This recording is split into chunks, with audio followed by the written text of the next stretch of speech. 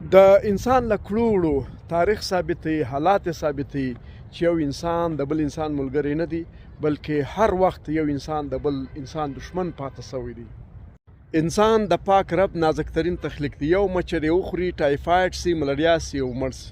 نه د یخ مقابله کولی شوی، نه د ګرمي. دغه مغرور انسان، دا هوښیار چالاک انسان چې انسانانو ته سختی پیدا کوي، مشکلات پیدا کوي، انسانان ځوروي په خپله هوښیاري او چالاکي، دا انسان داسې وایرس وزني چې په سترګو نه لیدل کیږي.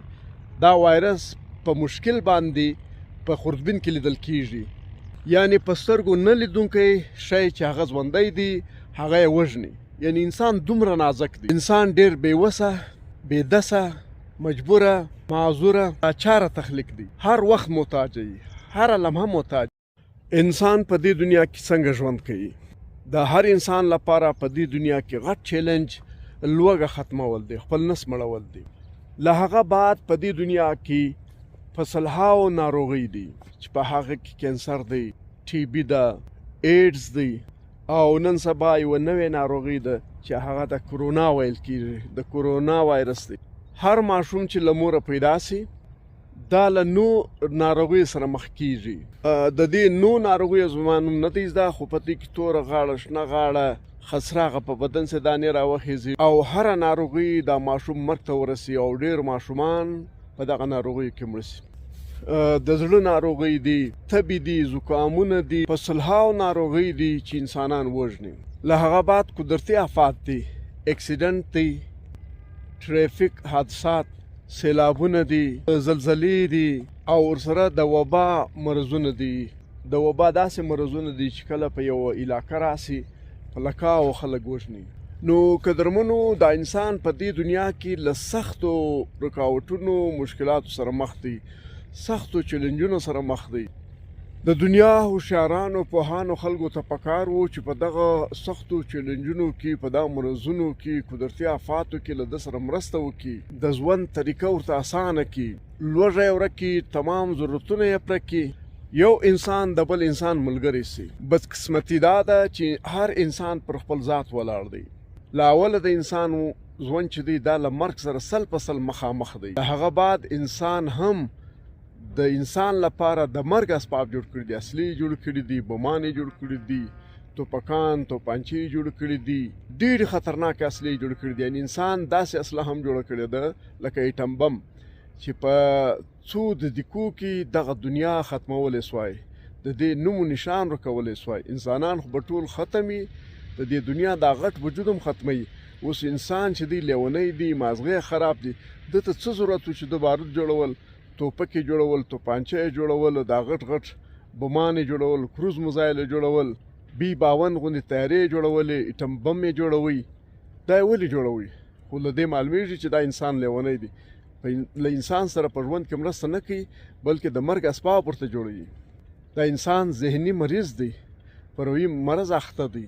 دا مختصره زندگی کې په 70 کلن ژوند کې دی غواړي چې د دنیا ټول انسانیت غلام کې په زور طاقت په وحشت و جبر د ځان تابع کړي. قدرمنو د انسانانو لپاره یو بله غټه بدبختي دا ده رسم و رواج، روایات، هغه خبرې، هغه عمل چې زموږ تیرو سپین ږیرو 500-600 کال، 1000 کاله مخکې دوی چې څنګه ژوند کول، دغه ژوند، هغه طریقې د نن سبا په دې جدید دور کې پر پښتنو، پر انسانانو عملي کول، دې ته رسم و رواج، روایات ویل کېږي. زموږ د هغه بې علمو سپین ږیرو چم، خوی، خاصیت، کړه وړه د نن په نسلونو، د نن د دې جدید دنیا په انسانانو په زور جبر عملي کول، او داسې عملي کول لکه دا چې فرض وي. رسم و رواج، روایات، رواجونو زموږ د ځوانانو، د انسانانو ژوند د سختو کړاوونو، مشکلات سره مخامخ کړی دي. انسانانو په مابین کې نفرتونه پیدا کړي دي. لویه خبره دا ده دا خلک چې کوم خلک دښمنۍ نه لري، نو دې ته ویل کېږي چې ته دښمني لرې که نه لرې؟ هغه وایي زه نه لرم. وایي اکا لرې؟ هغه وایي هو. وایي تر دې غټ دښمن نشته. دا زموږ د رواج، روایاتو، کړو وړو دغه سپین ږیري چې تېر شوي دي 1000-2000 کاله مخکې، دا د هغو خبره ده چې موږ ته اکا، وراره، خپل قریب، ورور، دښمن ښودل شوی. بل دا دی چې موږ پر ښځه بروسه نه کوو، ښځې ته درواغ وایو. ښځه دی ګڼو لکه زموږ دښمنه چې یعنې له هغې سره دی ژوند کوو لکه له دښمن سره چې ژوند کوو. دا زموږ د سپین ږیرو عمل دی او داسې ډېر څه چې نن سبا هم زموږ په کورو کې کېږي دې ته رسم و رواج روایات کړه وړه د هغه زموږ د تېرو سپین ږیرو نو دوی هم انسان له سختو مشکلاتو سره مخ کړی دی. دونو سختو مشکلاتو سره بیا انسان راولاړېږي خپل سوچ خپل فکر ته د نظریې نوم ورکوي، بیا یې تبلیغ کوي او په لکاو کراو انسانان په ځان راټولوي، خپله نظریه خپل فکر ډېر مقدس کړي، خپله ژبه خپل نسل ته یو اعلی مقام ورکړي او د خپل نسل او د خپلې ژبې په مقابله کې چې دي نور قومونه نور نسلونه نور ژبې هغه کمزوري ثابتوي او دې ته موږ سیاست هم ویلی سوای.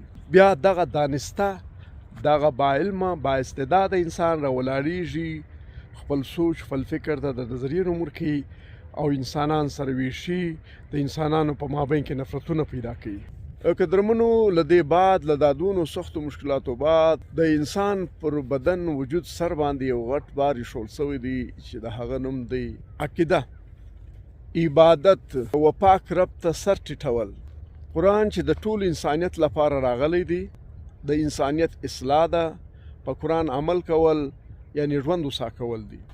بیا پوهانو چې څوک علم لري هغه خلکو دغه اسلام دین چې دی دا په زرهاو فرقو وویشل، د یوې عقیدې خلک د یوه مذهب خلک د یوه دین خلک په زرهاو لار روان سوي دي.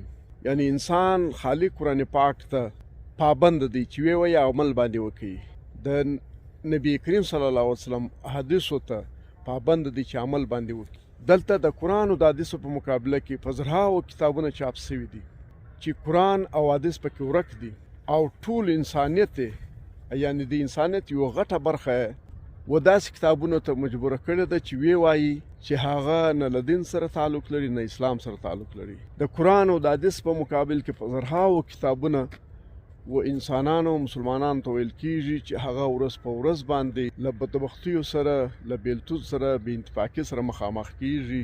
د دغه کتابو له وجې په خپل مابین کې نفرتونه پیدا کېږي.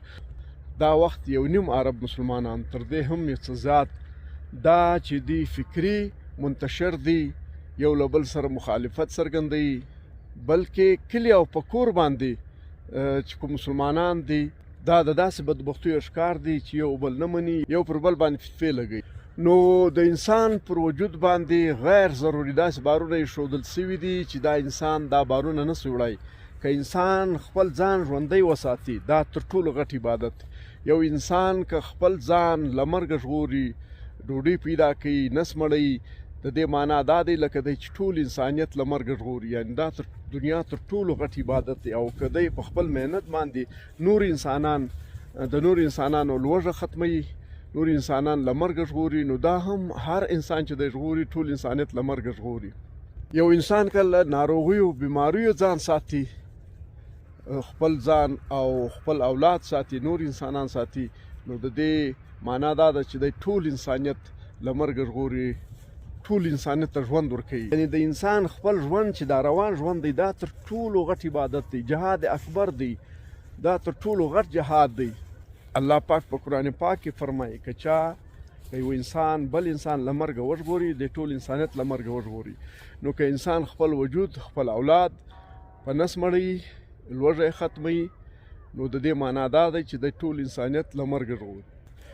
یعنې ژوند ډېر اسانه دی، دا دنیا ډېره خوندوره ده، د دې ژوند ډېر خوندور دی، خو لیکن په دې دنیا کې چالاکو هوښیارو خلکو د انسان ژوند له ډېرو سختو مشکلاتو سره مخامخ کړی دی.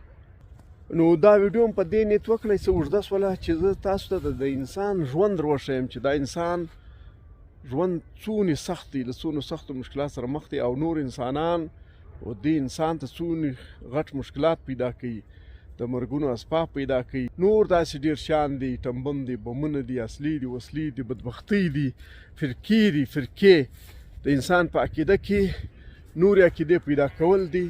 نو دا انسانانو موږ ته په ژوند کې اسانتیاوې نه دي پیدا کړې بلکې مشکلات پیدا کړي. موږ باید دغه مشکلات کم کړو. انسان باید د انسان په ژوند کې په ژوند تېرولو کې مرسته وکړي، نه مشکلات پیدا کړي.